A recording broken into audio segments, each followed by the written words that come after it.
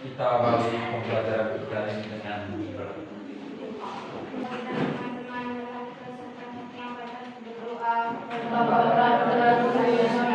Bapa kami yang ada di surga, dimuliakan amin. Bapa kami amin. baik, silakan.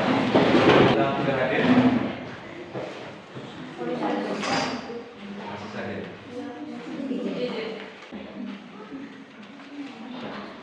Baik, kita berikutnya minggu lalu atau pertemuan sebelumnya bahas tentang apa?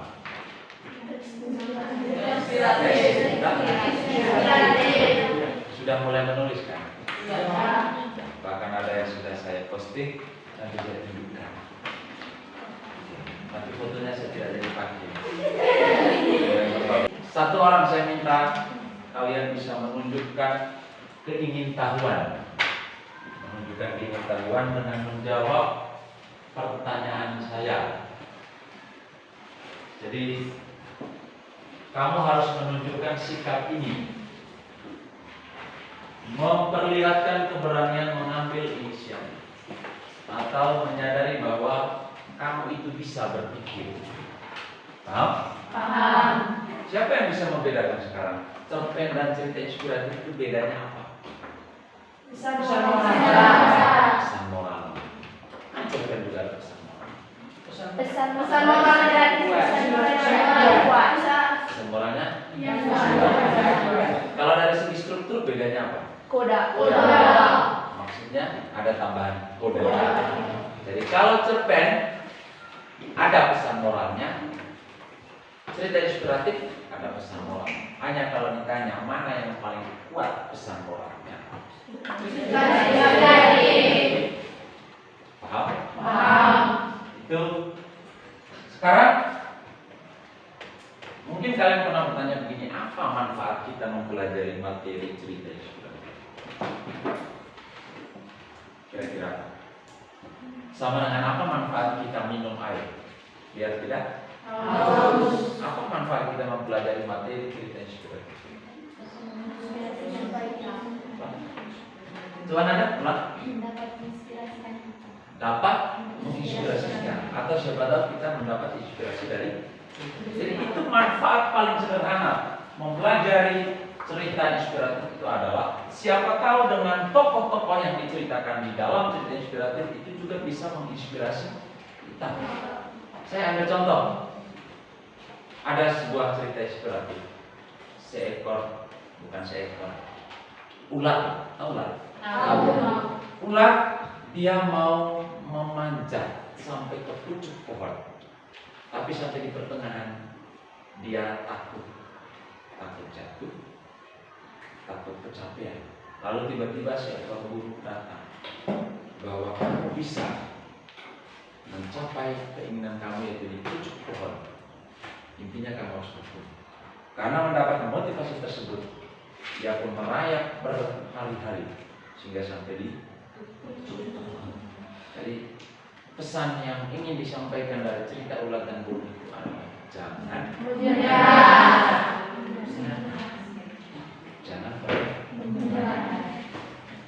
Dari sisi burung kita bisa belajar bahwa hidup ini tidak bisa tanpa orang lain. Di saat kita malas mau kerja, kalau tidak ada orang yang bilang, "Oh ya, kita kerja," pasti kamu nyaman. Artinya apa? Hari ini adalah kalian mampu menuangkan ide atau gagasan dalam bentuk cerita. Kan sudah mulai ya. Sedangkan mekanisme atau langkah-langkah pembelajarannya sama seperti sebelumnya. Saya tidak lagi yang membentuk kelompok. Saya tidak lagi memaksa kalian dalam bentuk kelompok, tapi diberi kebebasan. Hanya dibatasi jumlah orang. Mau kelompok, mau individu. Tergantung. Bisa paham deh? Kalau sebelumnya kan saya yang membagi kamu kelompok ini. Sekarang kalian bebas. Itu yang dinamakan. Jadi sekarang namanya diferensiasi. Jadi siswa dibiarkan belajar sesuai dengan yang diinginkan. Nah, kalau kamu memilih kerja kelompok, maka ada risikonya. Jadi keputusan yang kamu buat itu harus sudah dipertimbangkan dengan matang. Nama ada istilahnya dalam pengambilan keputusan yang bertanggung jawab. Yang memilih kerja individu maka risikonya ada. Apa risikonya? Kalau ada kesulitan, tidak bisa mencari tahu ke orang lain karena sendiri. Tetapi dalam proses pengerjaan itu nanti, kalau merasa kesulitan, pertama kalian bisa menanyakan ke saya selaku guru. Kalau tidak, datangi teman untuk diskusi dan teman kelompok lain. Tugas kelompok lain itu adalah menerima orang yang datang. Jangan bilang, oh ini bukan kelompok saya, tidak perlu dan tidak perlu. Itu namanya kolaborasi. Dalam kelompok, jangan egois. Maksudnya, kalau Nanda dengan teman yang punya, oh idenya Nanda saja yang dipakai. Temannya kasih usulan, dan dia. Jadi kalaupun menolak pendapat teman, itu ada istilahnya itu komunikasi efektif. Jadi kalau menolak pendapat orang, bagaimana ngomongnya? Kalau mau menyampaikan pendapat, bagaimana ngomongnya? Jadi lazimnya dalam diskusi itu kalian harus saling memberi pendapat dan saling menerima pendapat. Kembali mengerjakan, tapi sebelum itu saya membuat sebuah bukan permainan, namanya itu teknik stop, sebuah cara merelaksasi tubuh. Relaksasi itu artinya kita harus mampu melepaskan beban dan fokus pada pembelajaran. Sekarang silakan.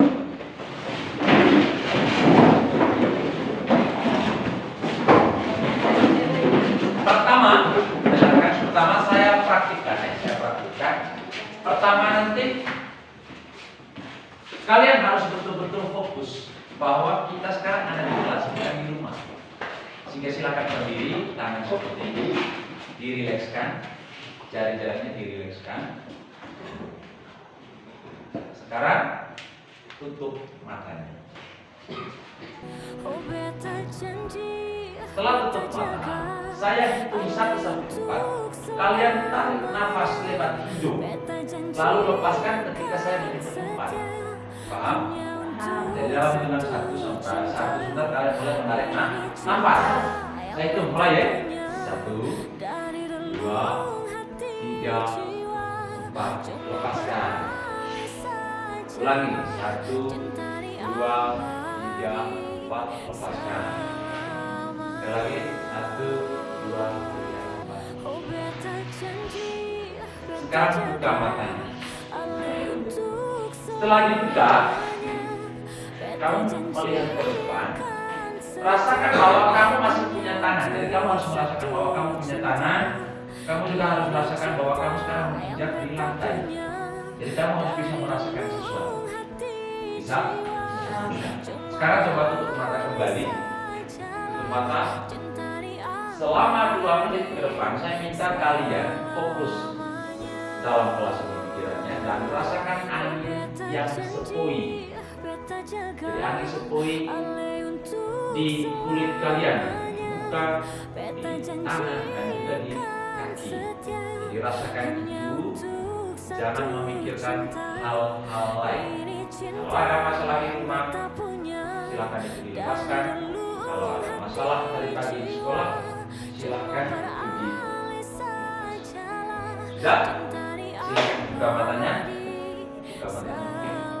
Membuat yang namanya ice breaking. Kalau nanti saya sebut satu, maka kalian angkat tangan kiri. Kalau 2, angkat tangan kanan. Kalau 3, goyang tinggi. Kalau 4, hentakan kaki kiri. Kalau 5, hentakan kaki kanan. Coba. 1, 2, 3, 4, 5, 3, 2, 1, 4. Nah, 1, 2, 3, 5, 4, 3, 2, 1. Baik, tepuk tangan. Kelompok atau juga individu untuk melanjutkan pekerjaan yang kemarin. Paham? Ya, Pak. Silakan. Saya mulai memeriksa.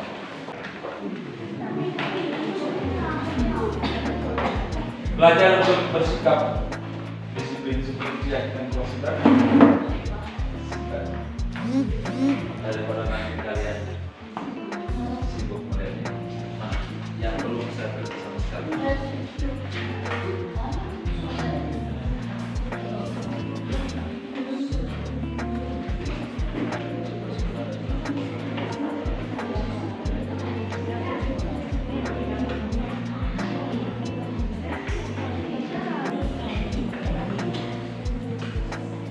Tulis yang rapi.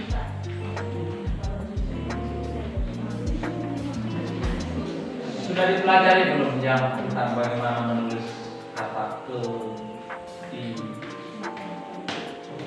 Harus dipraktikkan.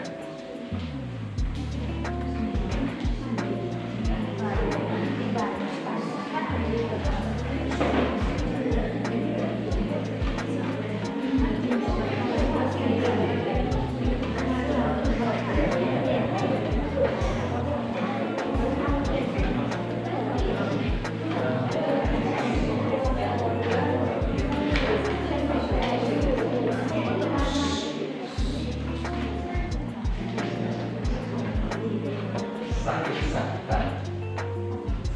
Sakit-sakitan.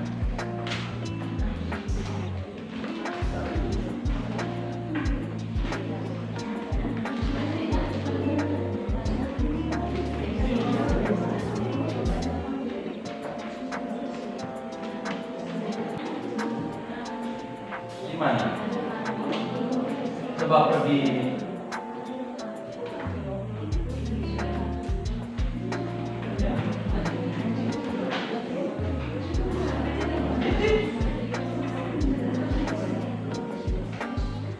Sekarang dia gimana aja? Coba perbaiki dia. Dialog terus. Hati-hati kalau membuat dialog. Harus sampai dialog. Coba tanya tiba-tiba bantu.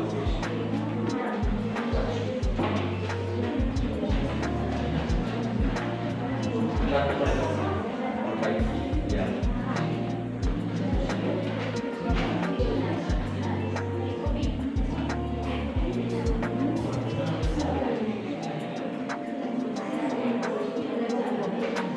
Seperti yang saya bilang, kalau merasa kesulitan jangan malu bertanya.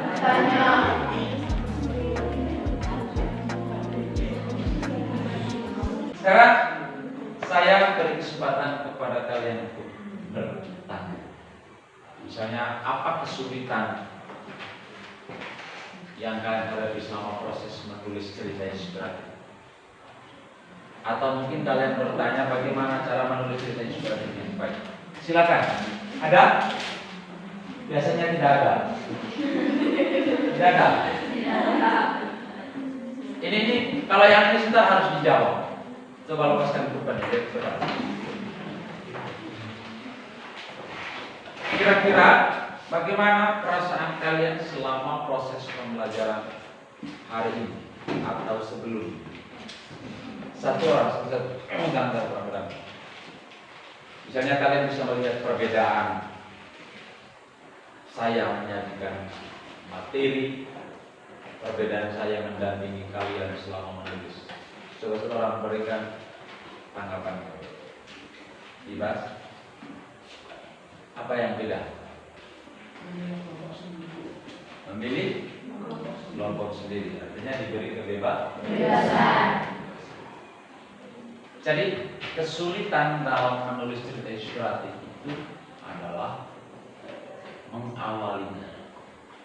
Kesulitan itu ada karena belum terbiasa. Jadi nanti kalau kalian sudah terbiasa menulis itu asik.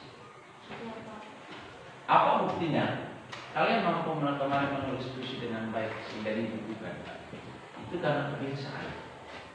Terbiasa menulis. Jadi sesuatu itu tidak akan pernah terjadi atau menjadi sebuah hal yang berguna kalau tidak ada kebiasaan. Selain kebiasaan, dalam menulis itu yang muncul dalam motivasi. Harus ada motivasi atau ada niat untuk melakukan. Baik, itu saja pembelajaran untuk hari ini. Saya minta satu orang untuk berdoa. Bapa, Putra, dan Roh Kudus. Amin. Salam Maria, Penuh